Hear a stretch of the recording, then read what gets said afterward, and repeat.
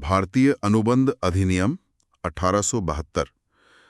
ये नाम सुनते ही कई लॉ स्टूडेंट्स थोड़ा आप कह सकते हैं सहम जाते हैं। इतनी सारी धाराएं हैं, परिभाषाएं। हाँ, ये बात तो है।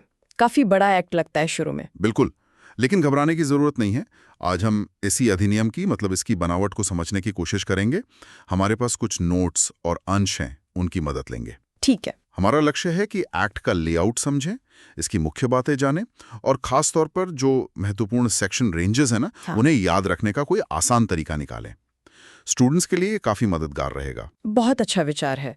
संरचना समझना इसे आसान बना देता है। तो चलिए इस महत्वपूर्ण कानून की गहराइयों में उतरते हैं। शुरुआत एकदम बेसिक सवाल से करते हैं। ये एक्ट आखिर है क्या और इतना अहम क्यों है? निश्चित रूप से। देखिए, भारतीय अनुबंध अधिनियम 1872 ये भारत में अनुबंधों यानी कॉन्ट्रैक्ट्स से जुड़े मामलों को कंट्रोल करने वाला एक फाउंडेशनल कानून है। अच्छा, फाउंडेशनल कानून। जी, ये 1 सितंबर 1872 को लागू हुआ और पूरे भारत में मान्य है। इसका मुख्य उद्देश्य है उन नियमों और सिद्धांतों को बताना जिनके तहत दो या दो से ज्यादा लोगों के बीच किए गए वादे कानूनी तौर पर बाध्यकारी मतलब लीगली बाइंडिंग बनते हैं। आप सोचिए, अगर ये न हो तो व्यापार, लेन देन, रोजमर्रा के समझौते सब कितने अनिश्चित हो जाएंगे। सही बात है। ये तो वो कानूनी ढांचा है जिस पर हमारे न जाने कितने रोज के और बिजनेस वाले समझौते टिके हुए हैं। इसके बिना तो शायद भरोसे पर कोई लेन देन करना ही मुश्किल हो जाता। बिल्कुल। तो इस पूरे एक्ट की जो बुनियाद है यानी अनुबंध या कॉन्ट्रैक्ट, इसे कानून कैसे परिभाषित करता है? मुझे लगता है यहीं से हमें एक्ट की भाषा और उसकी संरचना की पहली झलक मिलेगी। आपने सही पकड़ा। इसकी परिभाषा हमें मिलती है धारा 2H में। बहुत सीधी सी परिभाषा है। क्या कहती है धारा? ये कहती है an agreement enforceable by law is a contract, यानी एक करार जो कानून द्वारा प्रवर्तनीय हो, संविदा या अनुबंध है। अब देखिए, इस छोटी सी परिभाषा में ही दो बहुत महत्वपूर्ण चीजें हैं। दो चीजें कौन सी? पहला, करार या समझौता, जिसे अंग्रेजी में अग्रीमेंट कहते हैं, और दूसरा, कानून द्वारा प्रवर्तनीयता, मतलब इन्फोर्सेबिलिटी बाय लॉ। अच्छा, तो इसका मतलब ये हुआ कि हर करार या समझौता अपने आप में अनुबंध नहीं होता? नहीं, बिल्कुल नहीं। ये सिर्फ पहला कदम है, उसके साथ कानूनी मान्यता जुड़ना जरूरी है। तो फिर ये करार बनता कैसे है? ये पहला कदम कैसे पूरा होता है? हाँ, तो करार बनने की प्रक्रिया भी एक्ट में ही बताई गई है।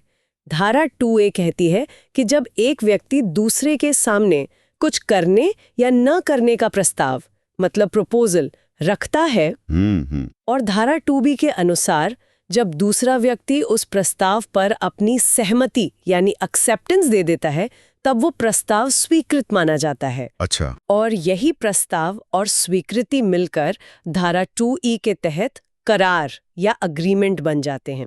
जैसे मान लीजिए मैंने आपको अपनी कार बेचने का प्रस्ताव दिया। ठीक है। और आपने कहा हाँ मैं खरीदूंगी, बस ये एक करार हो गया। समझ गया। तो प्रस्ताव प्लस स्वीकृति इज इक्वल टू करार, ये इक्वेशन बन गया। लेकिन ये करार अब अनुबंध कैसे बनेगा? वो जो दूसरी बात थी कानून द्वारा प्रवर्तनीयता, वो कैसे पूरी होगी? मुझे लगता है यहीं पर एक्ट की वो बहुत महत्वपूर्ण धारा 10 आती है। एकदम सही। धारा 10 एक तरह से कह सकते हैं गेटवे है, दरवाजा है। ये बताती है कि कौन से करार कानूनी तौर पर अनुबंध का दर्जा पा सकते हैं। मतलब एक चेकलिस्ट की तरह? हाँ बिल्कुल। ये उन अनिवार्य शर्तों की लिस्ट देती है जो किसी भी करार को अनुबंध बनाने के लिए पूरी होनी चाहिए। आप इसे एक वैध अनुबंध की चेकलिस्ट समझ सकते हैं। अच्छा, ये दिलचस्प है। तो क्या है वो शर्तें? मतलब वो कौन सी चीजें हैं जो एक आम सहमति को कानूनी रूप से बाइंडिंग कॉन्ट्रैक्ट में बदल देती हैं? ये स्टूडेंट्स के लिए समझना बहुत जरूरी होता है। जी, धारा 10 कई अनिवार्य तत्व बताती है। पहला तो वही जिसकी हमने अभी बात की, एक स्पष्ट प्रस्ताव और उसकी स्वीकृति होनी चाहिए, यानी एक करार अग्रीमेंट होना चाहिए। ठीक है, वो तो हो गया। दूसरा, और ये बहुत महत्वपूर्ण है, स्वतंत्र सहमति यानी फ्री कंसेंट। स्वतंत्र सहमति? हाँ, इसका मतलब है कि करार करने वाले दोनों पक्ष एक ही बात पर एक ही मतलब से कंसेंसस एड इडम बिना किसी बाहरी दबाव, धोखे या गलती के राजी हुए हों। अच्छा, बिना दबाव या धोखे के। पर क्या सहमति हमेशा स्वतंत्र नहीं होती? मतलब एक्ट इसे अलग से क्यों बता रहा है? हाँ, यही बात है। एक्ट बताता है कि सहमति कब स्वतंत्र नहीं मानी जाती। अगर सहमति जबरदस्ती से ली गई है, जिसे कोअर्जन कहते हैं धारा 15 में, या अनुचित प्रभाव डालकर यानी अनड्यू इन्फ्लुएंस धारा 16, या कपट या धोखाधड़ी से फ्रॉड धारा 17, या गलत बयानी करके मिस रिप्रेजेंटेशन धारा 18, या फिर गलती से मिस्टेक, जिसकी बात धारा 20, 21, 22 में है। अच्छा, कई सारी स्थितियां हैं। जी, तो अगर इन तरीकों से सहमति ली गई है तो उसे स्वतंत्र सहमति नहीं माना जाता, और ऐसे में वो अनुबंध शून्यकरणीय मतलब वॉइडेबल हो सकता है। वॉइडेबल यानी जो पीड़ित पक्ष है जिसके साथ जबरदस्ती या धोखा हुआ, वो चाहे तो कोर्ट जाके उस अनुबंध को रद्द करवा सकता है। तो ये स्वतंत्र सहमति वाला पहलू करार की वैधता के लिए बहुत अहम है। समझ गया। तो सिर्फ सहमति नहीं, स्वतंत्र सहमति होनी चाहिए। ठीक है। इसके अलावा और क्या जरूरी है धारा 10 के हिसाब से? तीसरा अनिवार्य तत्व है संविदा करने की सक्षमता, मतलब कैपेसिटी टू कॉन्ट्रैक्ट। सक्षमता? हाँ। मतलब कौन अनुबंध कर सकता है? हाँ, यानी जो लोग करार कर रहे हैं वो कानूनी रूप से ऐसा करने में सक्षम होने चाहिए। इसके लिए 3 शर्तें हैं। पहला, वो वयस्क हों, भारतीय वयस्कता अधिनियम के हिसाब से आमतौर पर 18 साल की उम्र। ठीक, 18+। दूसरा, वो स्वस्थ चित्त के हों, मतलब साउंड माइंड के। करार करते समय उन्हें समझ आ रहा हो कि वो क्या कर रहे हैं और उसका क्या नतीजा होगा। ओके। और तीसरा, उन्हें किसी और कानून ने अनुबंध करने से अयोग्य मतलब डिस्क्वालिफाइड न ठहराया हो। जैसे कभी कभी दिवालिया व्यक्ति या सजा याफ्ता कैदी अनुबंध नहीं कर सकते। ठीक है, तो करार करने वाले सक्षम भी होने चाहिए। ये हो गया तीसरा पॉइंट। और चौथा है विधिपूर्ण प्रतिफल, यानी लॉफुल कंसिडरेशन।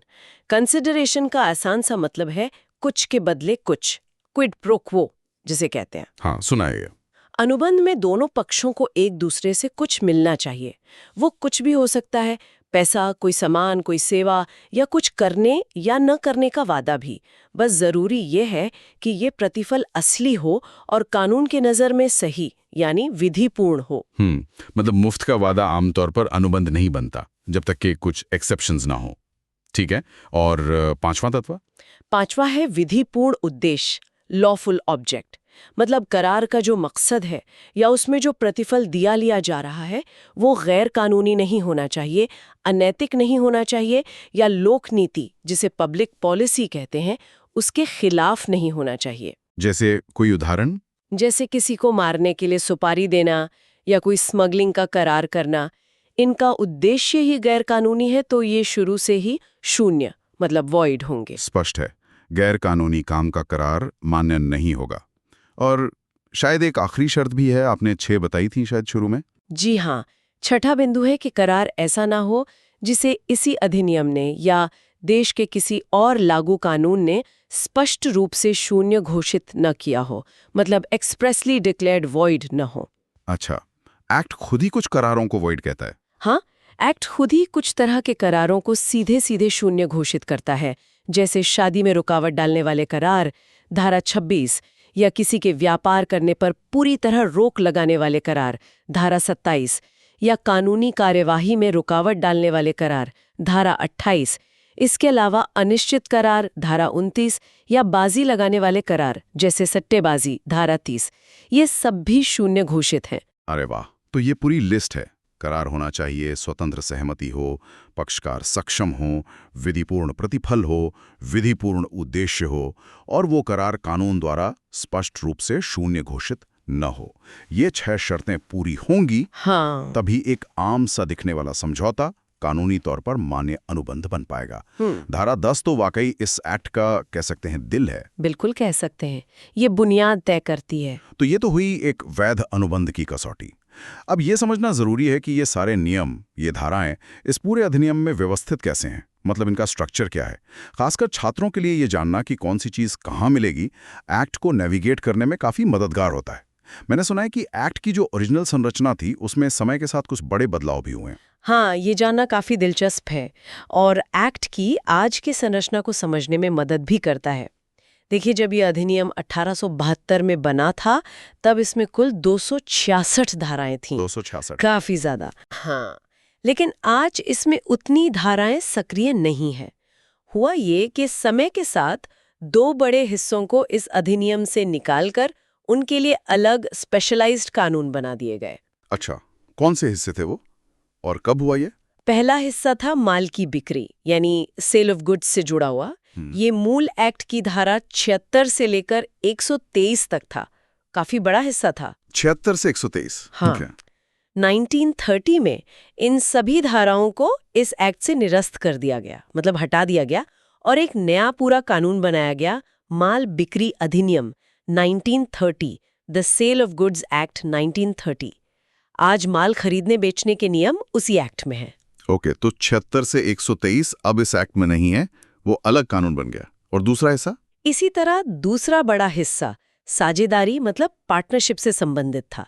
ये मूल एक्ट की धारा 239 से लेकर बिल्कुल आखिर तक यानी 266 तक था। 239 से 266, ये भी काफी सेक्शन हो गए। जी, 1932 में इन धाराओं को भी निरस्त कर दिया गया और इनके लिए भारतीय भागीदारी अधिनियम 1932, द इंडियन पार्टनरशिप एक्ट 1932 लागू किया गया।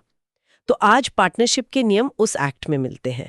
अच्छा, तो एक्ट के बीच का एक बड़ा टुकड़ा 76 to 123 और बिल्कुल आखिरी का टुकड़ा 239 to 266 अब अलग कानूनों का हिस्सा है। जी, ये याद रखना तो काफी आसान हो गया। हाँ बिल्कुल। इससे ये भी पता चलता है कि जैसे जैसे व्यापार और कॉमर्स और जटिल होता गया, जी, शायद इन खास एरिया के लिए अलग से कानूनों की जरूरत महसूस हुई होगी। सही कहा आपने। ये कानून के विकास को भी दिखाता है। तो आज जिस एक्ट में मतलब भारतीय अनुबंध अधिनियम 1872 में जी, कौन कौन सी धाराएं बची हैं, फिर एक्टिव कौन सी हैं? तो इन निरस्तनों के बाद भारतीय अनुबंध अधिनियम 1872 में आज मुख्य रूप से दो भाग सक्रिय हैं। पहला भाग है धारा 1 से 75 तक। 1 से 75। ठीक है। और दूसरा भाग है धारा 124 से 238 तक। 124 से 238। अच्छा, तो बीच का गैप 76 to 123 माल बिक्री अधिनियम में चला गया। जी, और 238 के बाद वाला गैप 239 से 266 भागीदारी अधिनियम में। बिल्कुल सही। तो एक्टिव रेंजेस हैं 1 से 75 और 124 से 238। समझ गया। ये याद रखना छात्रों के लिए बहुत उपयोगी है। एक्ट का मैप दिमाग में क्लियर हो जाता है। अब ये जो मौजूदा संरचना है 1 से 75 और 124 से 238, इसे और बेहतर समझने के लिए क्या हम इन दो सक्रिय भागों को किसी तरह बांट सकते हैं? क्या इनका कोई खास फोकस है? हाँ बिल्कुल। इसे समझने के लिए और याद रखने में आसानी के लिए हम इसे दो मुख्य हिस्सों में बांट सकते हैं जो इन सक्रिय धाराओं को कवर करते हैं। और वो दो मुख्य हिस्से क्या हैं? पहला हिस्सा कहलाता है संविदा के सामान्य सिद्धांत, मतलब जनरल प्रिंसिपल्स ऑफ कॉन्ट्रैक्ट। ये धारा 1 से 75 तक फैला हुआ है। 1 से 75 सामान्य सिद्धांत। जी, ये भाग अधिनियम के शुरुआती 6 अध्यायों चैप्टर्स 1 to 6 को कवर करता है। सामान्य सिद्धांत, इसका मतलब ये हुआ कि इन धाराओं में जो नियम और सिद्धांत है वो हर तरह के अनुबंध पर लागू होते हैं, चाहे वो किसी भी किस्म का कॉन्ट्रैक्ट क्यों ना हो। आपने बिल्कुल सही समझा। ये भाग अनुबंध कानून की नींव है, एकदम बेसिक रूल्स। इसमें वो बुनियादी नियम बताए गए हैं जो किसी भी अनुबंध के बनने यानी फॉर्मेशन, उसकी वैधता, वैलिडिटी, उसके पालन, परफॉर्मेंस, और अगर वो टूटता है तो उसके भंग होने, ब्रीच पर लागू होते हैं। अच्छा, मतलब पूरी लाइफ साइकिल कवर होती है इसमें। हाँ, काफी हद तक। इसमें प्रस्ताव, स्वीकृति और उनका संचार कैसे होगा, अध्याय 1, कौन से अनुबंध शून्य करणीय होंगे या शून्य करार होंगे, अध्याय 2, समाश्रित या आकस्मिक संविदाएं क्या होती हैं, मतलब कंटिंजेंट कॉन्ट्रैक्ट्स, अध्याय 3, अनुबंधों का पालन कैसे किया जाएगा, अध्याय 4, कुछ ऐसे संबंध जो अनुबंध जैसे होते हैं पर होते नहीं यानी क्वाजी कॉन्ट्रैक्ट्स, अध्याय 5, और अगर कोई अनुबंध तोड़ दे तो उसके क्या परिणाम होंगे, कॉन्सिक्वेंसेज ऑफ ब्रीच, अध्याय 6। ये सारे विषय इसमें शामिल हैं। वाह, तो ये तो वाकई फंडामेंटल है। किसी भी अनुबंध को समझने के लिए ये सामान्य सिद्धांत धारा 1 से 75 जानना तो जरूरी ही है। बिल्कुल जरूरी है। यानी किसी भी कॉन्ट्रैक्ट के बेसिक नियम जानने हो तो पहले धारा 1 से 75 देखनी होंगी। ये हुआ पहला भाग। अब दूसरा भाग जो धारा 124 से शुरू होता है, उसका क्या फोकस है? दूसरा भाग विशिष्ट प्रकार की संविदाएं, मतलब स्पेशल काइंड्स ऑफ कॉन्ट्रैक्ट्स से संबंधित है। Special contracts. हाँ, ये धारा 124 से लेकर 238 तक है। जैसा नाम से ही पता चल रहा है, ये हिस्सा कुछ खास किस्म के अनुबंधों पर फोकस करता है। इनके लिए सामान्य सिद्धांतों के अलावा कुछ अतिरिक्त या विशेष नियम भी लागू होते हैं। अच्छा, यानी कुछ खास तरह के अनुबंधों के लिए खास नियम। जैसे कौन से अनुबंध आते हैं इसमें? इस भाग में मुख्य रूप से 3 तरह के विशिष्ट अनुबंध शामिल हैं। ये अधिनियम के अध्याय 8, 9 और 10 में दिए गए हैं। अध्याय 8, 9 और 10। जी, अध्याय 8 है क्षतिपूर्ति और प्रत्याभूति की संविदा के बारे में, मतलब contracts of indemnity and guarantee, धारा 124 + 147 तक। जैसे किसी के लोन की गारंटी लेना। अच्छा, गारंटी वाले कॉन्ट्रैक्ट्स। हाँ, फिर अध्याय IX है उपनिधान और गिरवी के बारे में, यानी contracts of bailment and pledge, धारा 148 से 181।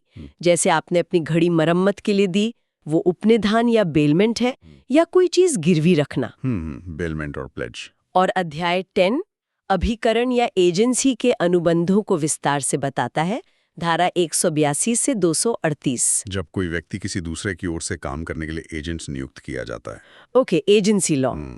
तो अगर किसी को गारंटी, बेलमेंट, प्लेज या एजेंसी से जुड़े अनुबंध को समझना है, तो उसे सामान्य सिद्धांतों के साथ साथ इन विशिष्ट धाराओं 124 से 238 को भी देखना होगा। स्पष्ट हो गया। तो पूरी तस्वीर अब ऐसी बन रही है। पहले सामान्य नियम धारा 1 से 75 जो सब पर लागू होते हैं। हाँ। फिर खास तरह के अनुबंधों के लिए विशेष नियम धारा 124 से 238। जी। और बीच का गैप 76 से 123 अब माल बिक्री अधिनियम का हिस्सा है। और आखिर का गैप 239 से 266 पार्टनरशिप अधिनियम का। हाँ। ये संरचना अब दिमाग में काफी अच्छे से बैठ रही है। अभी सरल हो जाता है। कैसे? आप पहले देख सकते हैं कि क्या मामला सामान्य सिद्धांतों 1 से 75 से हल हो रहा है, या फिर क्या वो क्षतिपूर्ति, गारंटी, उपनिधान, गिरवी या एजेंसी जैसे विशिष्ट अनुबंधों 124 से 238 में से कोई एक है। और ये जानना कि माल बिक्री और भागीदारी के लिए तो अलग ही एक्ट है, ये भी कंफ्यूजन से बचाता है। ये वाकई एक लॉजिकल तरीका है एक्ट को अप्रोच करने का। उम्मीद है जो श्रोता में सुन रहे हैं, खासकर जो इसे पढ़ रहे हैं, उन्हें ये ढांचा अब ज्यादा स्पष्ट लग रहा होगा। दोहराने के लिए मुख्य श्रेणियां हैं सामान्य सिद्धांत धारा 1 से 75 तक और विशेष अनुबंध धारा 124 से 238 तक। बिल्कुल। तो आज की इस चर्चा का सार, मतलब निचोड़, यही है कि भारतीय अनुबंध अधिनियम 1872 भले ही काफी पुराना कानून है, पर इसकी एक तार्किक, एक लॉजिकल संरचना है। हाँ, है। ये सामान्य सिद्धांतों धारा 175 से शुरू होता है, जो सब पर लागू होते हैं, और फिर विशिष्ट अनुबंधों धारा 124 से 238 पर जाता है, जिनके अपने खास नियम हैं। साथ ही ये याद रखना भी महत्वपूर्ण है कि इसके 2 बड़े हिस्से अब स्वतंत्र कानूनों माल बिक्री अधिनियम 1930 और भारतीय भागीदारी अधिनियम 1932 के रूप में विकसित हो चुके हैं। जी। इस संरचना को समझने से इस महत्वपूर्ण कानून को याद रखना और इस्तेमाल करना कहीं ज्यादा आसान हो जाता है। बिल्कुल। और इस चर्चा को खत्म करने से पहले मैं एक विचार और जोड़ना चाहूंगी, जो हमारे स्रोतों से ही जुड़ा है, पर शायद सीधे तौर पर नहीं कहा गया। जरूर। हमने देखा कि कानून कैसे बदला, एक्ट के हिस्से अलग हुए। ये हमें याद दिलाता है कि कानून कभी स्थिर नहीं होता, वो बदलता रहता है। सिर्फ एक्ट के सेक्शन पढ़ लेना ही काफी नहीं होता। सही बात है। समय के साथ अदालतें इन धाराओं की व्याख्या करती हैं, उन्हें नए अर्थ देती हैं, खासकर जब नई तरह की परिस्थितियां सामने आती हैं। इसलिए किसी भी अनुबंध या स्थिति को गहराई से समझने के लिए एक्ट के शब्दों के साथ साथ अदालती फैसलों, मतलब केस लॉज से जो व्याख्याएं विकसित हुई हैं, उन पर भी नजर रखना जरूरी हो जाता है। ये कानून को आप कह सकते हैं जीवंत बनाता है। बहुत ही अहम नुक्ता। कानून एक जीवित इकाई की तरह है जो समय और समाज के साथ विकसित होता रहता है। सिर्फ टेक्स्ट पढ़ना काफी नहीं, उसकी आत्मा को समझना जरूरी है, जो अक्सर केस लॉ से पता चलती है। बिल्कुल। तो इस अधिनियम की संरचना को समझने की हमारी इस कोशिश में शामिल होने के लिए धन्यवाद। उम्मीद है ये बातचीत इस कानूनी ढांचे को समझने में हमारे श्रोताओं के लिए मददगार साबित हुई होगी।